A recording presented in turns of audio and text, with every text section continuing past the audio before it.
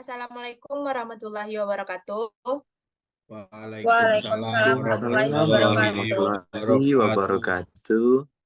Selamat siang, Bapak Guru dan teman-teman lainnya yang berbahagia. Pertama-tama, marilah kita panjatkan puji berserta syukur kehadirat Allah Subhanahu wa Ta'ala karena telah memberikan rahmat sehingga kita dapat melaksanakan Zoom meeting pada hari ini. Perkenalkan, nama saya Molivia Rahdatul Aisy yang akan bertugas sebagai moderator dalam penyampaian materi komunikasi pada hari ini. Adapun anggota kelompok saya yaitu Ilham Ferdiansyah, Harmi Zulfifan, Johan Darmawan, dan Nabila Afika Sari. Baik teman-teman, langsung saja kita mulai ke sesi yang pertama adalah pembukaan. Sebelum itu, marilah kita mengucapkan Bismillahirrahmanirrahim bersama-sama.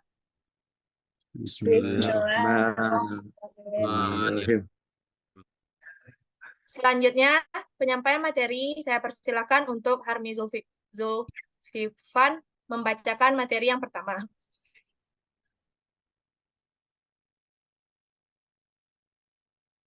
Pengertian komunikasi. Istilah komunikasi atau dalam bahasa Inggris communication berasal dari kata Latin communicatio dan bersumber dari kata komunis yang berarti sama. Di sini maksudnya adalah sama makna. Jadi kalau dua orang terlibat dalam komunikasi, misalnya dalam bentuk percakapan, maka komunikasi akan terjadi atau berlangsung selama ada kesamaan makna mengenai apa yang dipercakapan. Kesamaan bahasa yang dipergunakan dalam percakapan itu belum tentu menimbulkan kesamaan makna. Dengan lain perkataan, mengerti bahasanya saja belum tentu mengerti makna yang dibawakan oleh bahasa itu. Department of Communication, University of Hawaii, dalam penerbitan yang dikeluarkan secara khusus dan ditegaskan di situ bahwa bidang studi ilmu cukup 3 kriteria. 1. Bidang studi didasarkan atas teori. 2. Bidang studi dilandasi analisis kuantitatif atau empiris. 3. Bidang studi mempunyai tradisi yang diakui. Selanjutnya, penyampaian slide presentasi yang akan disampaikan oleh saya sendiri.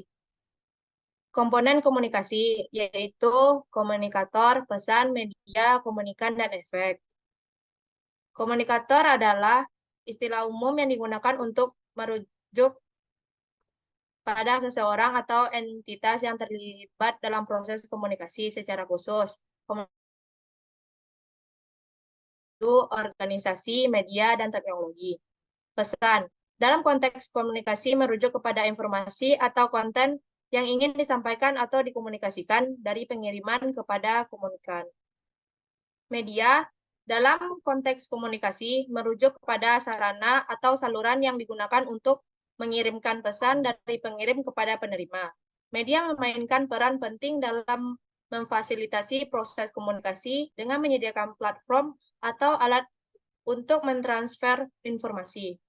Komunikan. Pihak yang terlibat komunikan bisa digunakan untuk merujuk kepada orang atau entitas yang terlibat dalam proses komunikasi, baik sebagai pengirim, penerima, atau kedua-duanya. Efek. Mengacu pada dampak atau hasil dari proses komunikasi yang terjadi setelah pesan dikirim dan diterima oleh penerima. Selanjutnya, proses komunikasi yang akan disampaikan oleh Ardi.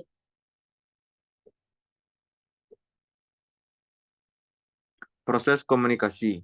Ada 2, yaitu proses secara primer, 2 proses secara sekunder.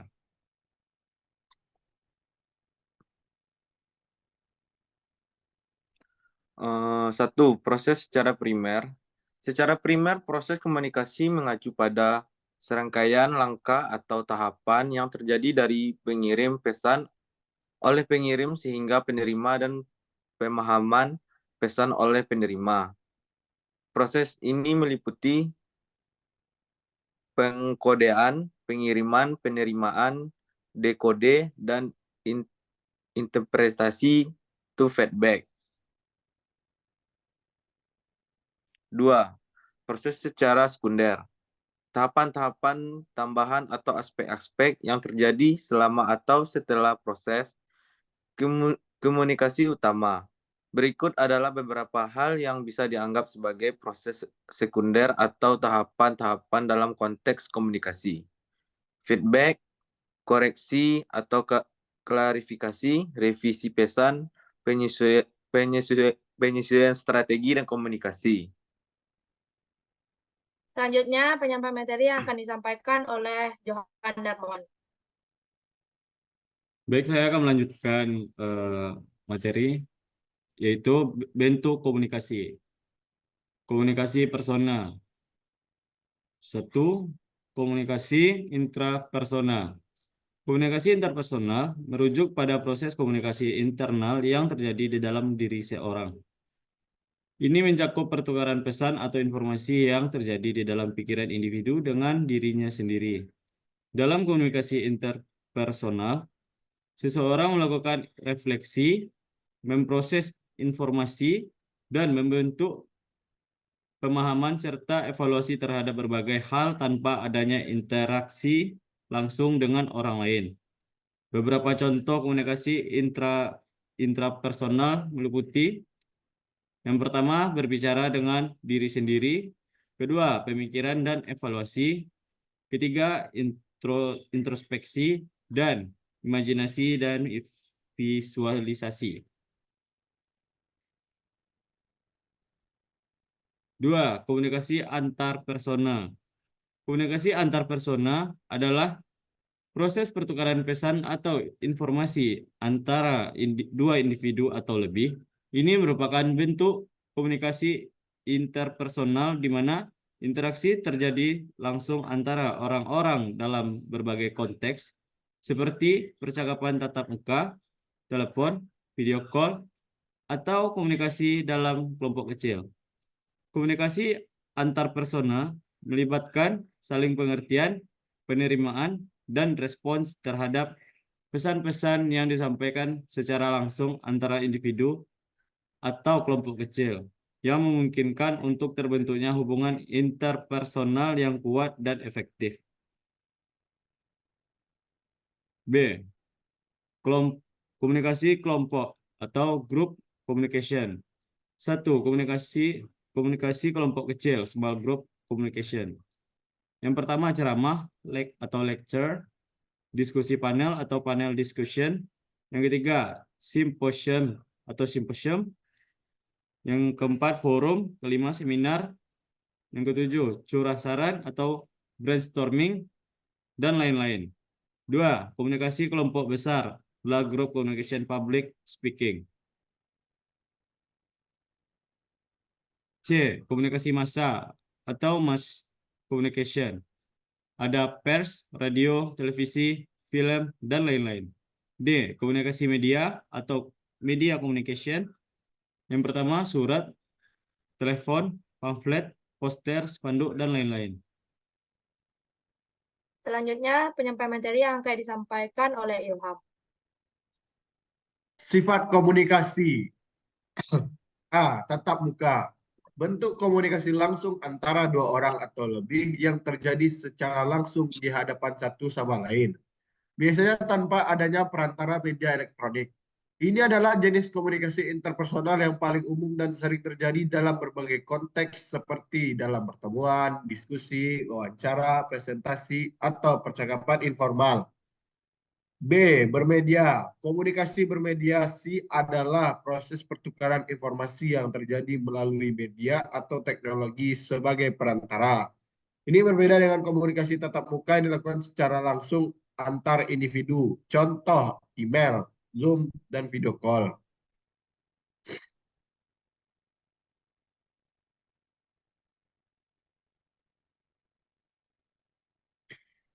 C. Verbal. Segala bentuk komunikasi yang menggunakan kata-kata atau bahasa lisan untuk menyampaikan pesan. Ini termasuk penggunaan kata-kata dalam percakapan tatap muka, pidato, presentasi, dan semua bentuk komunikasi lainnya. Komunikasi verbal terdiri dari dua, yaitu 1. Lisan, oral. 2. Tulisan atau cetak, written and pen. D. Nonverbal. Komunikasi nonverbal merujuk pada pertukaran pesan atau informasi tanpa menggunakan kata-kata lisan atau tulisan. Contoh komunikasi nonverbal. 1. Kial atau isyarat atau gestur tubuh. 2. Bergambar atau lukisan. Selanjutnya, penyampaian materi yang akan disampaikan oleh Nabila Afika. Selanjutnya yaitu ada pengaruh teknologi terhadap komunikasi. Yang pertama itu ada kemudahan akses dan kecepatan, yaitu teknologi telah mengubah komunikasi menjadi lebih cepat dan mudah diakses. Kita dapat berkomunikasi secara instan melalui email, pesan teks, atau aplikasi pesan instan tanpa terbatas oleh jarak geografis. Yang kedua itu ada globalisasi komunikasi. Yaitu internet dan teknologi digital telah memungkinkan komunikasi lintas negara dan lintas budaya dengan lebih mudah. Ini memfasilitasi pertukaran informal global dan kolaborasi internasionalnya yang lebih efektif.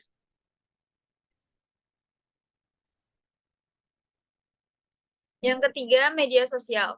Platform media sosial seperti Facebook, Instagram, Twitter, dan LinkedIn telah mengubah cara kita berinteraksi sosial dan berbagi informasi. Mereka memungkinkan kita untuk terhubung dengan banyak orang dalam waktu nyata dan memfasilitasi pembentukan komunitas daring yang besar. Perubahan dalam etika komunikasi.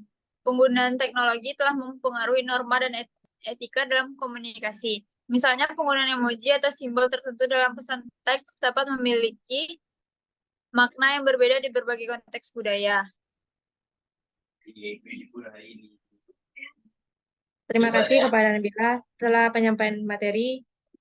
Dari rangkaian penyampaian materi telah selesai, saya bacakan simpulan dari hasil diskusi kita hari ini, yaitu komunikasi adalah proses pertukaran informasi, ide, dan perasaan antara individu atau kelompok. Dengan memahami dan menerapkan prinsip-prinsip komunikasi yang efektif, individu dapat meningkatkan hubungan pribadi dan profesional mereka, serta berkontribusi pada pencapaian tujuan bersama. Demikianlah diskusi kelompok atau penyampaian materi dari kelompok saya. Mari kita mengucapkan Alhamdulillahirabbil alamin. Alhamdulillahirabbil alamin. Alamin. Sebagai moderator, saya memohon maaf atas kesalahan saat proses penyampaian. Wassalamualaikum warahmatullahi wabarakatuh. Waalaikumsalam Waalaikumsalam warahmatullahi wabarakatuh. wabarakatuh.